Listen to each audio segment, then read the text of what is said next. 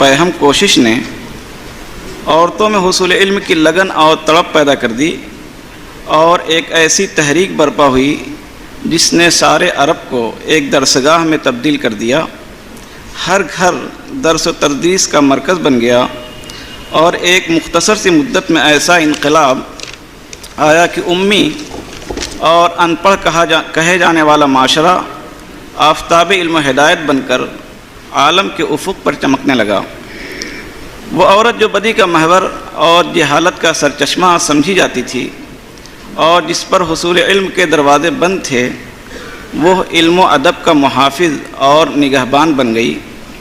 یہاں تک کہ لونڈی اور بادیوں کے مالکوں کو ترغیب دی گئی کہ انہیں بھی زیور علم سے آراستہ کیا جائے، اور بعض عورتیں اس معاملے میں مردوں سے بھی آگے بڑھ گئیں۔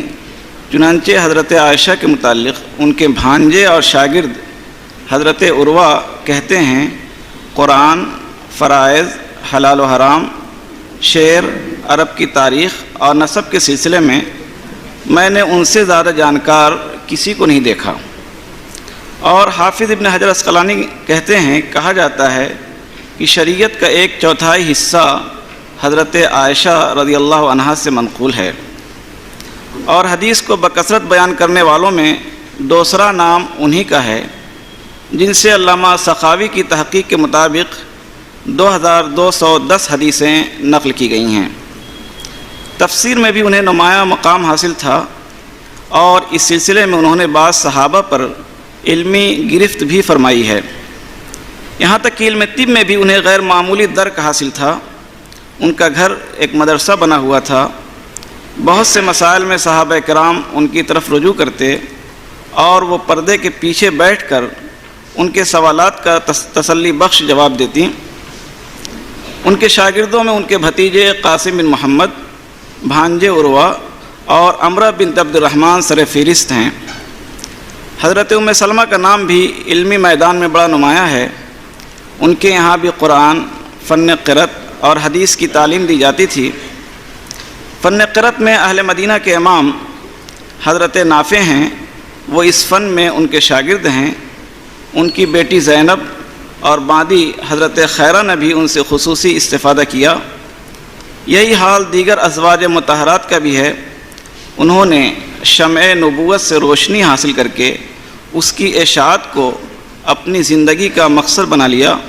چنانچہ علامہ ابن قیم لکھتے ہیں، صحابہ کرام میں جب کسی مسئلے میں اختلاف ہوتا اور امہات المومنین میں سے کوئی اللہ کے رسول کے حوالے سے کوئی حدیث بیان کر دیتی تو وہ اسے فوراً قبول کر لیتے اور اپنے تمام اختلافات کو ختم کر کے اس کی طرف رجوع کیا کرتے تھے۔ اور ایسا کیوں نہ ہو کہ جب خود قرآن میں انہیں مخاطب بنا کر کہا گیا ہے، اللہ کی آیتیں اور حکمت کی باتیں جو تمہارے گھروں میں سنائی جاتی ہیں ان کا چرچا کرتی رہا کرو۔ ازواج مطہرات کے علاوہ دیگر صحابیات بھی حصول اور اشاعت علم میں مشغول رہا کرتی تھیں۔ خود حضرت عائشہ فرماتی ہیں۔ اس کے بعد میں نے کچھ حدیثیں نوٹ کی ہیں، اس کے بعد یہ علامہ ابن قیم کا ایک اقتباس ہے۔ علامہ ابن قیم نے فقہ و فتاویٰ میں قلت و کثرت کے اعتبار سے صحابہ و صحابیات کے 3 درجے متعین کیے ہیں۔ پہلے درجے میں 7 لوگ ہیں، جن میں حضرت عمر، علی، ابن مسعود کے ساتھ حضرت عائشہ کا نام بھی شامل ہے۔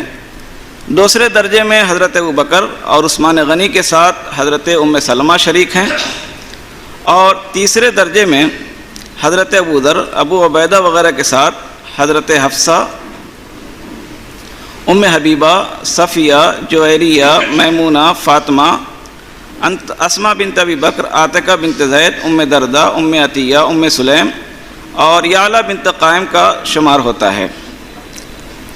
حصول علم کی یہ لگن صحابیات کے ذریعے تابعیات میں منتقل ہوئیں، اور جیسا کہ ذکر کیا جا چکا ہے کہ حضرت عائشہ سے علم حاصل کرنے والوں میں ایک نمایاں نام حضرت امرہ بنت عبد الرحمن کا ہے۔ حضرت عمر ابن عبدالعزیز نے جب حدیثوں کو یکجا کرنے کی کوشش کی تو مدینہ کے گورنر کو خاص طور پر لکھا کہ حضرت امرہ کی روایات کو ضرور جمع کریں۔ ان کے متعلق علامہ ابن حبان لکھتے ہیں کہ حضرت عائشہ کی حدیثوں کو سب سے زیادہ جانتی تھی۔ اور قاسم بن محمد نے امام زہری سے کہا میں تمہارے اندر علم کی جستجو محسوس کر رہا ہوں، میں تمہیں علم سے لبریز ایک برتن کا پتہ نہ بتلا دوں؟ انہوں نے کہا ضرور۔ حضرت قاسم نے کہا جاؤ اور امرہ کی درسگاہ سے چمٹ جاؤ، کیونکہ وہ حضرت عائشہ کی تربیت یافتہ ہیں۔ امام زہری کہتے ہیں کہ ان کے مشورے کے مطابق جب میں ان کی خدمت میں حاضر ہوا تو معلوم ہوا کہ واقعی وہ علم کا نہ ختم ہونے والا سمندر ہیں۔ اور حضرت ام سلمہ کی صاحبزادی حضرت زینب کے متعلق علامہ ابن عبد البر نے لکھا ہے کہ وہ اپنے زمانے کی بہت بڑی فقیہ تھیں، اور ابو رافع کہتے ہیں کہ جب مدینہ کی کسی فقیہ عورت کا ذکر آتا تو مجھے حضرت زینب کی یاد آ جاتی۔ ان کی بانی حضرت خیرہ کی صلاحیتوں کا یہ عالم تھا کہ وہ اپنے گھر عورتوں کو جمع کر کے وعظ و نصیحت کیا کرتی تھیں۔ یہ بات قابل ذکر ہے کہ یہ حضرت حسن بصری کی والدہ ہیں۔ حضرت ام عطیہ سے ایک نام حفصہ بنت سیرین کا ہے۔ ان کے متعلق قاضی ایاس بن معاویہ کہتے ہیں کہ میں نے کسی ایسے شخص کو نہیں پایا جسے میں حضرت حفصہ پر فضیلت دے سکوں۔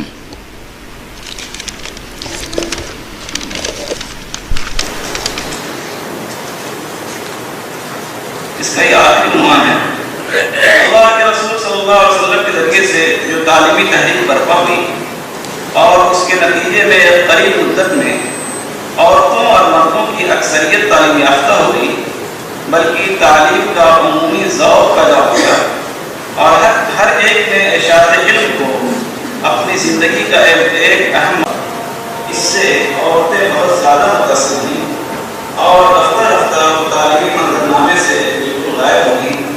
اس لیے ضرورت اس بات کی ہے کہ عورتوں میں تعلیم بیداری کے لیے بھرپور کوشش کی جائے اور طالبات کے لیے اقامتی درسگاہیں قائم کی جائیں اور ان کی فطرت اور خصوصیت کی رعایت کرتے ہوئے نصاب تک کیا جائے کہ مسلم معاشرہ اپنے آدھے حصے کو جاہل رکھ کر دنیا و آخرت میں کامیابی اور سکون حاصل نہیں کر سکتا ہے۔